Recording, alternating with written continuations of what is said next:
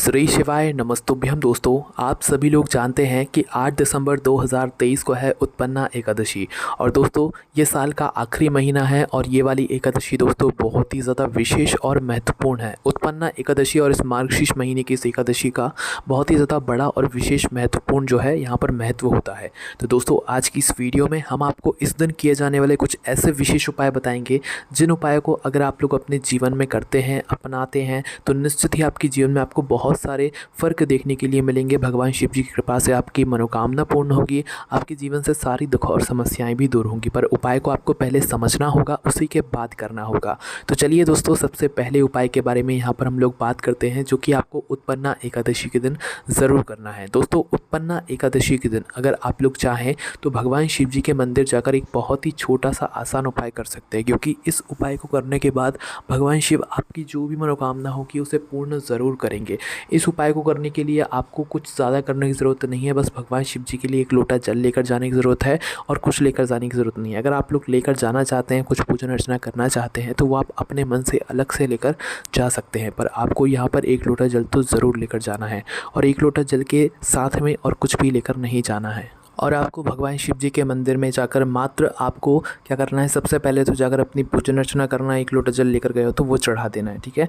और पूजन अर्चना करने के बाद, एक लोटा जल चढ़ाने के बाद आपको मात्र भगवान शिव जी के शिवलिंग के पास में बैठना है और हाथ जोड़कर जो है आंखें बंद कर आपको एक नाम को 3 बार बोलना है, जो नाम है दोस्तों स्वधा। मात्र आपको स्वधा नाम का उच्चारण 3 बार भगवान शिव जी की शिवलिंग के पास में बैठकर, वो भी इस उत्पन्ना एकादशी के दिन जो है यहाँ पर ये बोलना है, ठीक है। क्योंकि जो व्यक्ति उत्पन्ना एकादशी के दिन भगवान शिव जी की शिवलिंग के पास में बैठकर स्वधा नाम का 3 बार जाप कर लेता है, भगवान उसके जीवन से सारी दुख और समस्या तो दूर करते ही करते हैं, साथ ही में उसकी जो भी मनोकामनाएं होती हैं वो भी भगवान शिव पूर्ण ज़रूर करते हैं। तो दोस्तों, यह वाला उपाय आप ज़रूर करके देखिएगा। चलिए दोस्तों, अब हम बात करते हैं अगले उपाय के बारे में, जो कि आप लोग इस उत्पन्ना एकादशी के दिन कर सकते हैं। दोस्तों, अब जो हम आपको उपाय बताएंगे वो 5 कनेर के फूल वाला बताएंगे, क्योंकि जो व्यक्ति उत्पन्ना एकादशी के दिन 5 कनेर के फूल वाला उपाय करेगा, भगवान उसकी जो भी मनोकामना होगी वो पूर्ण करेंगे। आप अपनी किसी भी प्रकार की मनोकामना के लिए यह वाला उपाय कर सकते हैं, और जो आप भगवान शिव जी से मांगेंगे वो आपको मिल भी सकता है।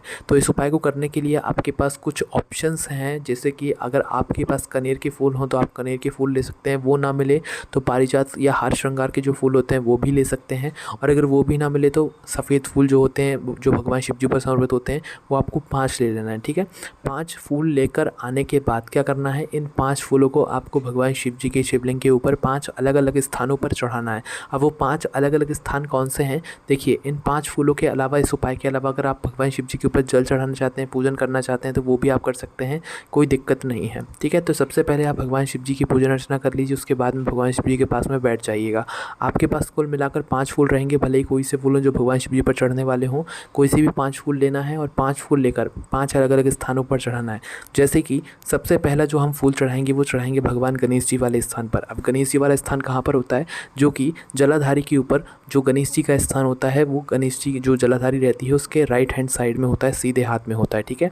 और जो मतलब गणेश जी का स्थान पर इस फूल को चढ़ाने के बाद आपका जो दूसरा फूल रहेगा वो आप चढ़ाओगे कार्तिकेय जी वाले स्थान पर, जो कि जलाधारी के लेफ्ट हैंड साइड में होता है, ठीक है। ये 2 स्थान पर आपने अपने 2 फूल चढ़ाए। अब जो तीसरा फूल आप चढ़ाओगे वो बिल्कुल जलाधारी के बीचों बीच चढ़ाओगे, मतलब माता अशोक सुंदर जी वाले स्थान पर, ठीक है। तो बीचों बीच आप माता अशोक सुंदर जी वाले स्थान पर जो है तीसरा फूल यहाँ पर चढ़ा देना। तो यहाँ पर आपके कुल मिलाकर 3 फूल आप चढ़ा चुके हो। अब आप लोग यहाँ पर अपना जो चौथा फूल चढ़ाओगे वो माता जगदम्बा जी के हस्तकमल पर चढ़ाओगे। हस्तकमल कहाँ पर होता है, जो भगवान शिव जी की शिवलिंग का कटी भाग होता है, या जो गोलम गोल भाग होता है, वो भाग आप लोग देख लेना। और शिव जी का जो कटी भाग या गोलम गोल भाग होगा, या माता जगदम्बा जी का हस्तकमल अगर आपने देखा हो, तो वहाँ पर आप लोगों को जो है ये चौथा फूल चढ़ा देना है, ठीक है।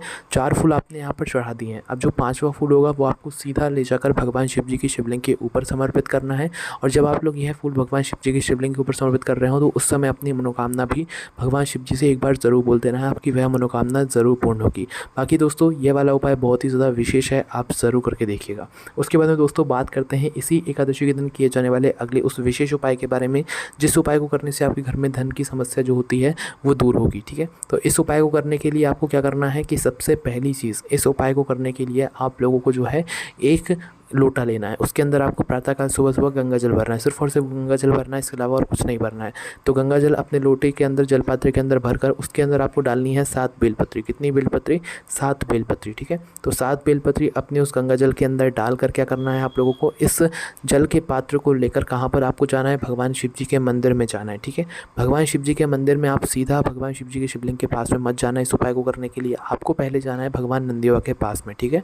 भगवान नंदीवा के पास में आप लोग आकर रुक जाना, और रुकने के बाद जो आपके जल पात्र में गंगा का जल आप लेकर आए हुए हैं, 7 बेलपत्री भी उसके अंदर है, तो सिर्फ और सिर्फ आपको गंगा का जल भगवान नंदीवा के दोनों चरणों पर आपको समर्पित कर देना है। जो बाकी बची हुई बेलपत्र होंगी, उन बेलपत्र का आपको कुछ नहीं करना है, वो आपकी बेलपत्र आपके लोटे में ही रहनी चाहिए, ठीक है।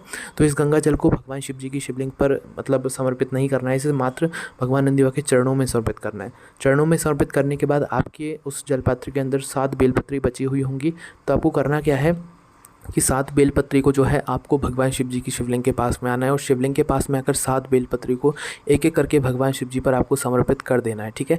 समर्पित करने के बाद आप लोगों को क्या करना है कि भगवान शिव जी की शिवलिंग के ऊपर जो है आप लोगों को जो है ये 7 बेलपत्र समर्पित कर देना है, और अपनी मनोकामना बोल देना है। जिस मनोकामना के लिए आप ये वाला उपाय कर रहे हो, आपको अपनी वह मनोकामना भगवान शिव जी से बोल देना है, ठीक है। और जो भी आपकी मनोकामना होगी वो बहुत ही जल्द पूर्ण हो जाएगी। उसके बाद में दोस्तों, अगर आप लोग उत्पन्ना एकादशी का व्रत रखते हैं या इस दिन के कुछ नियम जानना चाहते हैं, तो वो ये है कि इस दिन आप लोग जो है शुद्ध शाकाहारी ही भोजन करें और चावल का बिल्कुल ग्रहण ना करें।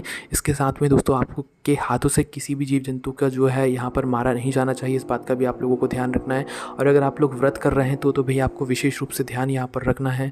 जल्दी उठना है, स्नान कर लेना है और भगवान की पूजन आराधना करना है, दिन भर भगवान के नाम का जाप करना है, क्योंकि उत्पन्ना एकादशी का एक अलग ही महत्व होता है, एक अलग ही पूजन होती है, जिस व्रत को करने से भगवान शिव जी का आशीर्वाद हमें प्राप्त होता है, और जो भी हमें दुख और समस्याएं होती हैं वो भी दूर होती हैं इस उत्पन्ना एकादशी के इस व्रत को करने के बाद। बाकी दोस्तों, आपको उत्पन्ना एकादशी से जुड़ा हुआ कोई भी प्रश्न है या कोई भी उपाय में आपको समझने में कोई भी दिक्कत परेशानी अगर आ रही हो, तो उससे आप हमसे सीधा कमेंट करके पूछ सकते हैं। बाकी दोस्तों, कोई भी परेशानी हो तो सीधा आप लोग हमसे पूछ सकते हैं। ओम नमः शिवाय, जय भोले बाबा, श्री शिवाय नमस्तुभ्यम।